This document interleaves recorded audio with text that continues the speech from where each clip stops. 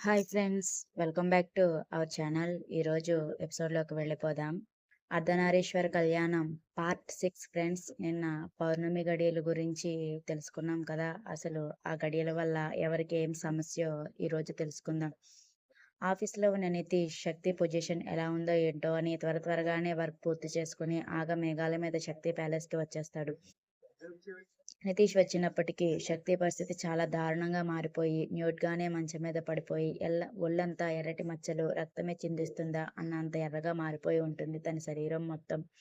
శక్తి position చూసి ఒక్కసారిగా తిరిగిన కళ్ళల్లో నీళ్లకి ప్రతి నెల తనకు ఇది అలవాటే అన్నట్టుగా గుండె ధైర్యం చేసుకుని కష్టం మీద తనకి ఒక తేలికపాటి షాట్ వేసి తను ఎప్పుడు రాసే గంధం విభూది కలగలిపి లేపనంలా పూస్తూ ఏసీ ఫుల్గా తగ్గించేసి మాటి మాటికి ఆ లేపనం రాస్తూ ఉంటాడు. ఎందుకంటే అది రాసిన వితిన్ మినిట్స్లోనే శక్తి ఒంట్లో వేడికి ఆరిపోవడం, మళ్ళీ మామూలుగా మారిపోవడంతో శక్తి పొజిషన్ పౌర్ణమి గడియలు పోయి పాడ్యమి గడియలు మొదలయ్యే వరకు తన శరీరంలో ఏమాత్రం మార్పు లేక అంతటి బాధనే కలిగిస్తూ ఉంటుంది. విచిత్రంగా పాడ్యమి మొదలవ్వగానే తన ఒంట్లో బాధంతా ఎవరో చేత్తో తీసేసినట్టు మాయమైపోయి టక్కున మెలకువ కూడా వచ్చేస్తుంది. అలానే ఈసారి కూడా మెలకువ వచ్చిన శక్తికి తన చేతిలో లేపనం గిన్నె పట్టుకుని సోయ లేకుండా బెడ్ పై తల పెట్టుకుని పూర్తిగా కింద కూర్చుని నిద్రపోతున్న నితీష్ని చూసి చాలా బాధ వేస్తుంది. దాంతో పాటు అంతటి సంతోషం కూడా కలుగుతుంది. అంతటి ట్రూ ఫ్రెండ్ తనకి దొరికినందుకు. శక్తి నెమ్మదిగా లేచి తన ఒంటిని చూసుకుని ముందున్నంత మంట, బాధ ఏమీ లేకపోవడంతో, కొంచెం నీరసం మాత్రమే ఉండడంతో నెమ్మదిగా లేచి వాష్రూమ్కి వెళ్ళి ఫ్రెష్ అయ్యి నితీష్ని నిద్రలేపుతాడు. ఒక్కసారిగా ఉలిక్కిపడి లేచిన నితీష్ వెంటనే శక్తిని చూసి, "నువ్వు బాగున్నావా? మంట అది తగ్గిపోయిందా? ఎక్కడైనా మంట వస్తుందా?" అని గాబరాగా ప్రశ్నిస్తున్న నితీష్ని ఒక్కసారిగా హగ్ చేసుకుంటాడు. నితీష్ కూడా తిరిగి హగ్ చేసుకుని తన హగ్లో ఎప్పుడూ చూడనటువంటి ఫీల్ కనిపిస్తుంటే, "ఏమైందిరా?" అని లాలనగా వెన్ను నిమురుతూ అడుగుతాడు. వెంటనే నితీష్ నుండి దూరమయ్యి, "ఏం లేదు, నువ్వు త్వరగా ఫ్రెష్ అయితే ఏదైనా తిందాం, ఆకలేస్తుంది" అని ఒక్కడే రూమ్ నుండి బయటకు వెళ్ళిపోతాడు. ఒక్కొక్కసారి మాటలకందని భావం చేతలలో చూపిస్తాంరా.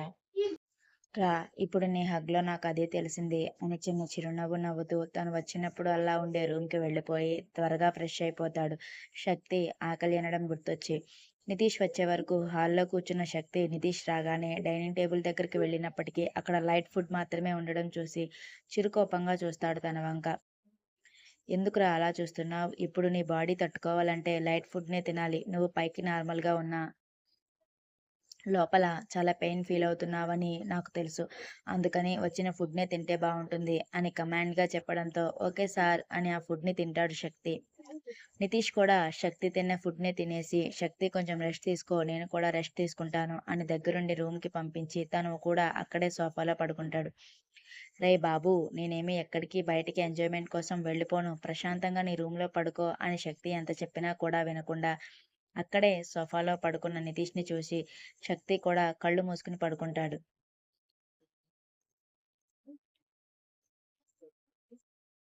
శివ, మహాలు తమ డ్యూటీ ముగించుకుని బయటికి వచ్చేటప్పటికి పార్కింగ్లో ఉన్న కళ్యాణ్ని చిరునవ్వుతో చూసి దగ్గరకు వెళ్తారు. "సరే అన్నయ్య, నేను ఇంటికి వెళ్తాను. మీరు అలా సరదాగా తిరిగేసి వచ్చేయండి" అని కన్ను కొట్టి స్కూటీ దగ్గరికి వెళ్ళిపోతున్న శివాని చూసి, "శివ, నేను చెప్పకుండానే ఎలా అర్థమైంది నీకు" అని వెనకాలే వెళ్ళి మరీ అడుగుతుంది మహా. "ఎందుకంటే నీకంత బుద్ధు కాదు కాబట్టి నా చెల్లి" అని తన వెనకే వచ్చిన కళ్యాణ్ వెటకారంగా అంటాడు. అతన్ని చిరుకోపంగా చూసి, "సారీ, నేను చెప్పాలనుకున్నాను కానీ మర్చిపోయాను" అని చెవి పట్టుకుంటుంది మహా. "నో ప్రాబ్లం" అని చిన్న స్మైల్తో చెప్పి స్కూటీ స్టార్ట్ చేస్తున్న శివని, "అవును శివ, నీకు లవర్ లేడు కదా, ఇవన్నీ ఎలా తెలిసే" అని తింగరి ప్రశ్న అడిగి శివ నవ్వేలా చేసి కళ్యాణ్ చేత మొట్టికాయ తింటుంది. "ఎందుకురా ఓ మ్యాన్ హ్యాండ్లింగ్ చేస్తున్నావ్? ఇలా అయితే నేను రాను" అని శివ వెనకాలే ఎక్కేస్తున్న మహాని రెక్కపట్టి లాగి తన బైక్ పై కుదేసి శివని అపార్ట్మెంట్స్ వరకు జాగ్రత్తగా పంపించి వాళ్ళిద్దరూ అలా లాంగ్ డ్రైవ్కి వెళ్ళిపోతారు. అలా వాళ్ళిద్దరూ కూడా ఒక 3 అవర్స్ టైం స్పెండ్ చేసి 2 చిన్న చిన్న ముద్దులు, 4 హగ్గులతో వాళ్ళ సరదా తీర్చుకుని మహా మాట ప్రకారం తను కూడా ఆ పూటకి శివ వాళ్ళ ఫ్లాట్‌లోనే ఉండిపోతాడు కళ్యాణ్.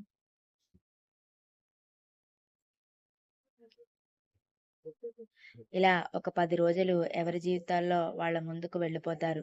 మహా, శివ, కళ్యాణ్‌లు వాళ్ళ డ్యూటీలో బిజీగా మారిపోతారు. నితీష్ తన వర్క్‌తో పాటు స్వామిని కలవాలని, ఆ రోజు కోసం టైం కేటాయించడానికి మరింత బిజీగా మారిపోతాడు. శక్తి ఎప్పుడూలానే తన మోడలింగ్ కంటిన్యూ చేసుకుంటూ, అప్పుడప్పుడు తన ఆఫీస్ వర్క్ చూసుకుంటూ, ఈ 10 రోజుల్లో ఒక 4 సార్లు ఆర్‌పీపీ పబ్‌కి వెళ్లి ఎంజాయ్ చేసి వస్తాడు.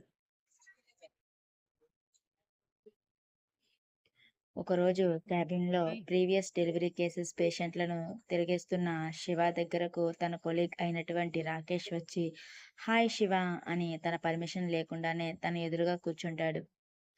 ఓహ్! హాయ్ రాకేష్, ఏంటి ఇలా వచ్చావు అని ప్రశ్నిస్తున్న శివాని, ఈ వీకెండ్ నా బర్త్‌డే ఉంది. నువ్వు తప్పకుండా రావాలి. నువ్వు కలిసి ఈ 1 ఇయర్‌లో ఎన్నిసార్లు నేను పార్టీ ఇస్తాను అన్నా నువ్వు తప్పించుకుని వెళ్ళిపోయావు. ఈసారి నేను వదిలేదే లేదు అని చెప్తాడు. ఓహ్! ఈసారి తప్పకుండా వస్తాం రాకేష్. ఎక్కడ? ఏంటి పార్టీ? అని బలవంతంగా పెదాలపై నవ్వును పూయిస్తూ ఉంటుంది మహా.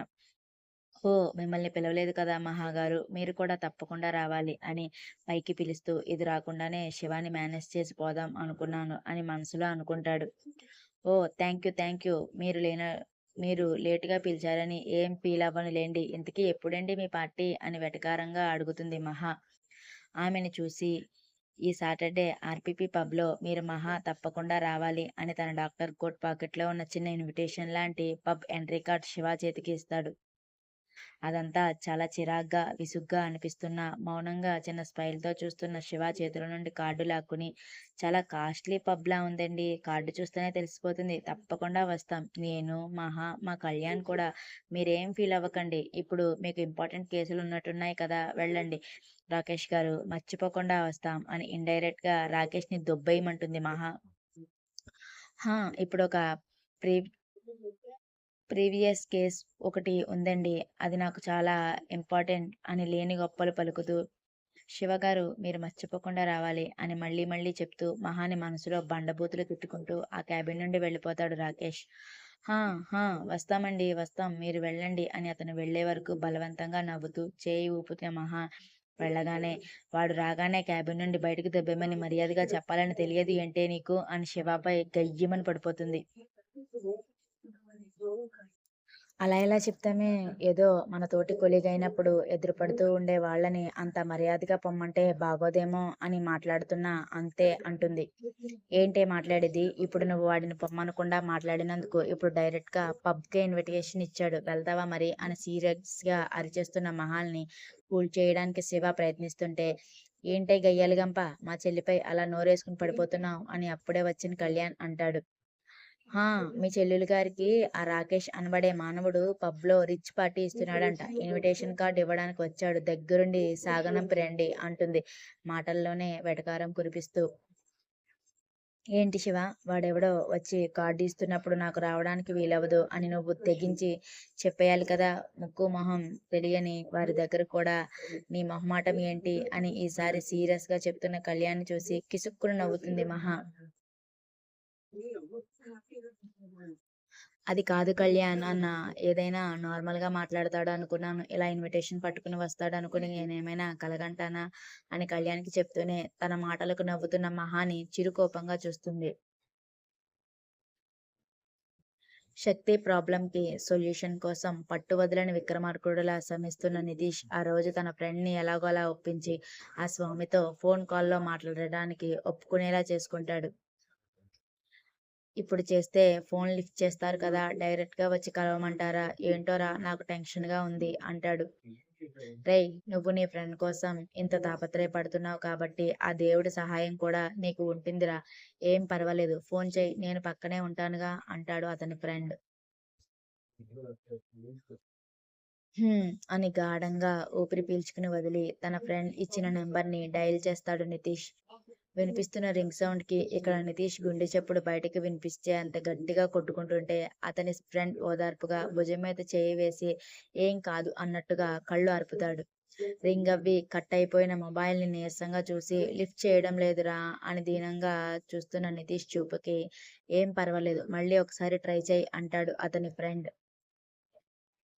శివయ్య, నా ఫ్రెండ్ బాధ చూడలేకపోతున్నాను. దానికోసం ఎన్ని తిరిగినా లాభం లేదు. మానవ ప్రయత్నంగా నేను మొదలుపెట్టాను. దానికి నువ్వే మార్గం చూపించాలి తండ్రి అని కళ్ళు మూసుకుని ఆ శివయ్యని వేడుకుని నెంబర్‌ని డయల్ చేస్తాడు. ఇప్పుడు కూడా రింగ్ అవుతున్న ఫోన్‌కి నుదిటిన చెమటలు పట్టేస్తుంటే ఆ శివయ్యని మనసులోనే వేడుకుంటాడు. కట్ అయ్యే లాస్ట్ రింగ్‌కి లిఫ్ట్ చేసి చెప్పండి అని వినిపించిన స్వామి శిష్యుడి మాటకు శివానంద స్వామితో మాట్లాడాలి అండి. ప్లీజ్ కొంచెం అర్జెంట్ మాట్లాడే వీలవుతుందా అని అర్థింపుగా అడుగుతాడు. ఇప్పుడా? ఇప్పుడు స్వామి ధ్యానంలో ఉండే టైం అండి. మీరు మరొకసారి ప్రయత్నించండి అని అంటాడు శిష్యుడు. స్వామి అలా అనొద్దండి. చాలా ఇంపార్టెంట్. చాలా కష్ట సమయంలో ఉన్నాను. కొంచెం ఎలాగోలాగా ఫోన్‌లో మాట్లాడించండి అని వేడుకుంటున్న నితీష్ తీరుకి, సరే ఒక్కసారి చూసి ప్రయత్నిస్తానండి అని స్వామి దగ్గరకు వెళ్లి చూస్తే ఆయన ధ్యానంలో ఉండడంతో వెనుతిరుగుతున్న శిష్యుడిని ఆగు వివేక అని వినిపిస్తుంది స్వామివారి పిలుపు. అదే స్వామి మొన్న ఒక వ్యక్తి ఫోన్‌లో మాట్లాడాడు కదా! ఆ వ్యక్తి మళ్ళీ ఫోన్ చేశారు స్వామి. ఏం చెప్పమంటారు? అని వినయంగా అడుగుతాడు శిష్యుడు. అతని నుండి ఫోన్ తీసుకుని నువ్వు వెళ్ళు మళ్ళీ రా అని పంపించేస్తారు. ఆయన ఫోన్ చెవి దగ్గర పెట్టుకుని హరహర మహాదేవ శంభో శంకర అని ప్రసన్న వదనంతో నిర్మలమైన గొంతుతో అంటారు. ఓం నమః శివాయ అని అంటున్న నితీష్ మాట స్నేహితుడి కోసం నీ తాపత్రయం బావుంది. కానీ పూర్వజన్మ, ప్రస్తుత జన్మ కర్మఫలం ఒకటి ఉంటుంది కదా! అది ఏదైనా మనం చేసుకున్న దాన్ని బట్టే వస్తుంది. అది అనుభవించక తప్పదు అంటున్న గురువుగారు మాటలు విని మోగబోతాడు కాసేపు. స్వామి, మీరు అన్నది నిజమే. కానీ పూర్వజన్మలో ఏం జరిగిందో మనకు తెలియదు. కానీ ప్రస్తుతం జరుగుతుంది మనకు తెలుసు కదా! వాడి బాధ చూడలేకున్నాను స్వామి. ఎన్ని చోట్లకు వెళ్ళినా వాడి బాధకు పరిష్కారం లభించడం లేదు.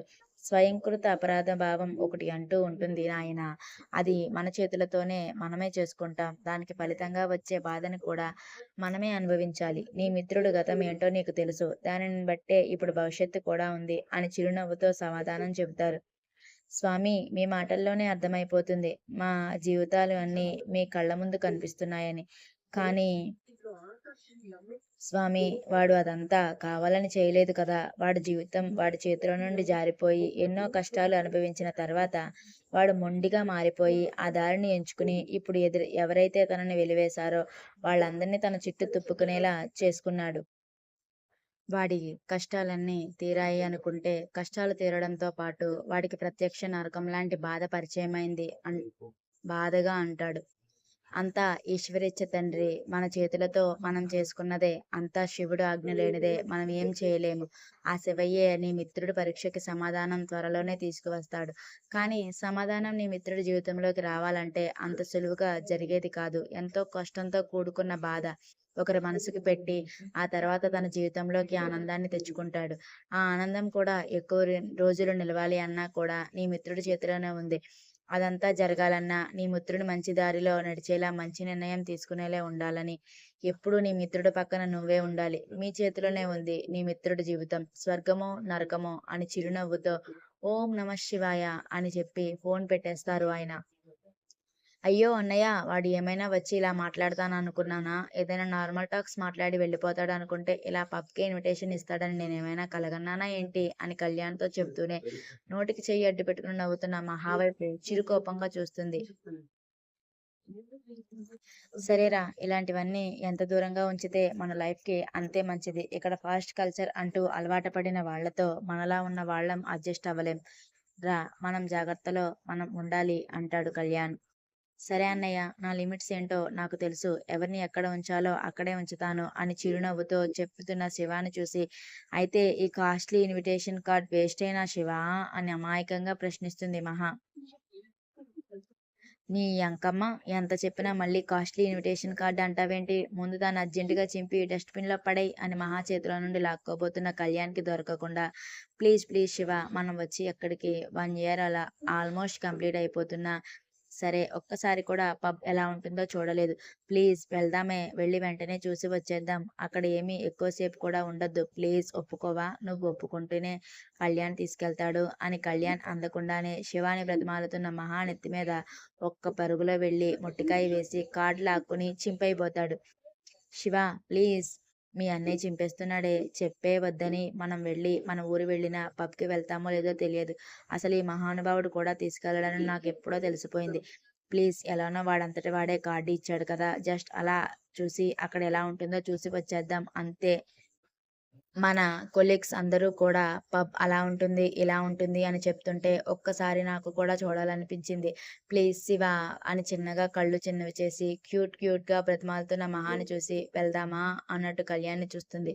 నీ తింగరి మొహం దానా! నీ పబ్ ఇంట్రెస్ట్ తోటి శివాని కూడా చెడగొట్టావు కదా! ఇప్పటివరకు వెళ్ళను చింపేయ్ అన్నదే వెళ్దామా అన్నట్టు చూసేలా మార్చేశావు కదే!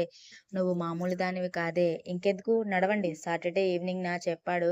ముగ్గురు కలిసి వెళ్దాం. కానీ ముందే చెప్తున్నాను 1 అవర్‌లో మళ్ళీ తిరిగి మనం వెనక్కి వచ్చేయాలి అంటున్న కళ్యాణ్‌ని గట్టిగా హగ్ చేసుకుని శివ ఎదురుగా ఉన్న బుగ్గపై ముద్దు పెట్టేసి బయటకు పారిపోతుంది మహా.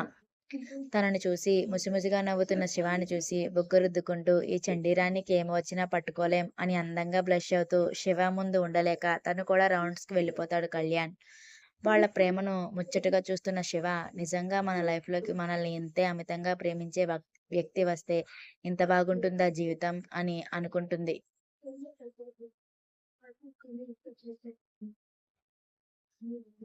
ఆయన మాటలు అన్నీ తలుచుకుంటూ బాధగా కుర్చీలో కూలబడిపోయిన నితీష్ దగ్గరకు వచ్చి ఏమైందిరా? ఏం మాట్లాడారు? అని ఆత్రంగా అడుగుతాడు అతని ఫ్రెండ్.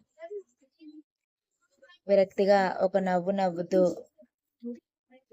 వాడి జీవితంలో అంత త్వరగా ఏది దొరకదురా. అది ఆనందమైన, సంతోషమైన అని ఆయన కూడా చెప్పేశారురా. వాడికి జీవితాంతం కష్టాలు, కన్నీళ్లు మాత్రమే రాశాడు అనుకున్నారా? కానీ కొద్ది కాలంగా వాడి లైఫ్ కూడా బాగుంది. వాడు కూడా అందరిలా నవ్వుతాడు అనుకున్న కొద్ది రోజులకే వాడికి అంతుపట్టని సమస్యను, శరీరానికి బాధను మళ్ళీ ఆ దేవుడు పరీక్షగా పెట్టాడు. ఈసారి వాడు ఆ దేవుడిని ఎదిరించి నెగ్గుతాడో, లేక ఆ దేవుడి ముందు ఓడిపోతాడో ఆ కాలమే సమాధానం చెప్పాలి అని నిస్సత్తుగా మాట్లాడతాడు. బాధపడకురా! సమస్య అంటే దేవుడే దానికి పరిష్కారం కూడా పుట్టిస్తాడు. కానీ మనం దాని కోసం ఎదురు చూడాలి. మన కష్టాన్ని, శ్రమని ధారపోయాలి అంతే. నీలాంటి గొప్ప ఫ్రెండ్ ఉన్న శక్తి ఎప్పటికీ ఓడిపోడు. ఆ దేవుడినైనా, కాలాన్నైనా ఎదిరించి మరీ సంతోషంగా జీవితాంతం తన భార్య పిల్లలతో హ్యాపీగా లైఫ్ లీడ్ చేస్తాడు చూడు అని తన మాటలతో డీలా పడిపోయిన నితీష్‌లో ధైర్యాన్ని, ఊరటని కలిగేలా చేస్తాడు అతని ఫ్రెండ్. మరి నిజంగానే శక్తి ప్రాబ్లమ్ సాల్వ్ అవుతుందా? చూడాలి.